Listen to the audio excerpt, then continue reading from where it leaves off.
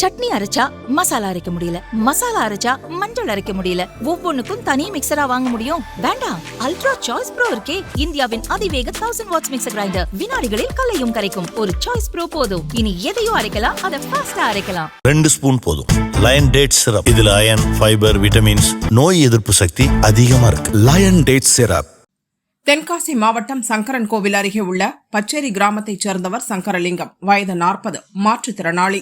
விவசாயம் செய்து வந்தார். இவருக்கு ராமர், செல்லையா என 2 சித்தப்பாக்கள் உள்ளனர். சங்கரலிங்கத்திற்கும் சித்தப்பாக்களுக்கும் நீண்ட நாளாக சொத்து பிரச்சனை இருந்து வந்தது.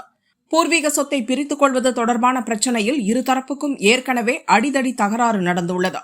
இது தொடர்பாக 2 தரப்பைச் சேர்ந்தவர்களும் புளியங்குடி போலீஸ் நிலையத்தில் கடந்த சில மாதங்களுக்கு முன் புகார் அளித்துள்ளனர்.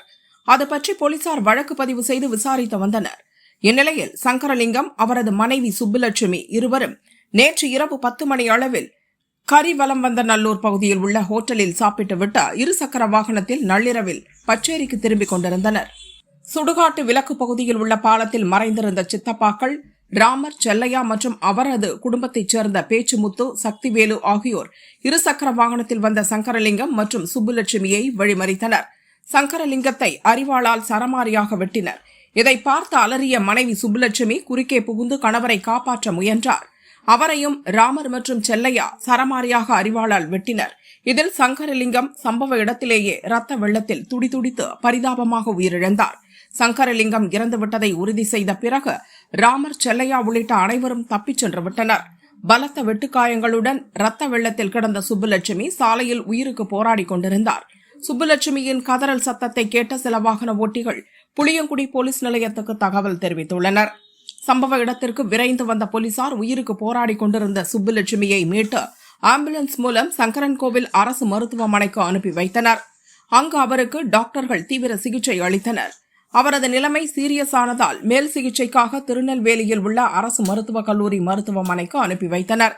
சங்கரலிங்கத்தின் உடலை போலீசார் பிரேத பரிசோதனைக்காக தென்காசி அரசு மருத்துவமனைக்கு அனுப்பி வைத்தனர்.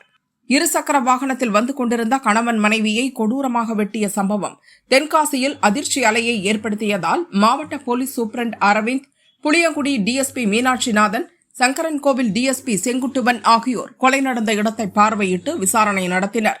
இச்சம்பவம் தொடர்பாக சங்கரலிங்கத்தின் சித்தப்பாக்கள் செல்லையா, ராமர் உள்ளிட்ட 10 பேரை பிடித்து புளியங்குடி போலீசார் விசாரணை நடத்தி வருகின்றனர். இந்த சூழலில் தனது மகனை சொந்தக்காரர்களே கொன்றுவிட்டதை கேள்விப்பட்டு சங்கரலிங்கத்தின் தாய் அழகு நாச்சி அதிர்ச்சி அடைந்தார். கதறி அழுத அவரை உறவினர்கள் ஆறுதல் படுத்தினர். ஆனாலும் அவர் தொடர்ந்து கதறி அழுது கொண்டிருந்தார். திடீரென படுக்கை அறைக்குள் சென்ற அவர் தாழ்பால் போட்டுக் கொண்டார். பதறிய உறவினர்கள் கதவை உடைத்து சென்ற போது அதற்குள் அழகு நாச்சி விஷம் குடித்து விட்டார். உடனடியாக உறவினர்கள் அவரை சங்கரன்கோவில் அரசு மருத்துவமனைக்கு கொண்டு சென்றனர். அங்கு அவரது நிலை மோசமானதால் மேல் சிகிச்சைக்காக திருநெல்வேலியில் உள்ள மாவட்ட அரசு மருத்துவமனைக்கு அனுப்பி வைக்கப்பட்டார். தற்போது திருநெல்வேலி மருத்துவமனையில் சங்கரலிங்கத்தின் தாய் அழகுநாச்சி, மனைவி சுப்புலட்சுமி இருவருக்கும் தீவிர சிகிச்சை அளிக்கப்பட்டு வருகிறது. சங்கரன்கோவில் அருகே சொத்து தகராறில் கணவன் மனைவியை அவரது உறவினர்களை கொடூரமாக வெட்டித் தள்ளிய சம்பவம் பெரும் பரபரப்பை ஏற்படுத்தியுள்ளது. மகன் வெட்டி கொல்லப்பட்டதை அறிந்து மனமுடைந்த தாய் விஷம் குடித்து தற்கொலைக்கு முயன்றதும் தென்காசியில் சோகத்தை ஏற்படுத்தியுள்ளது.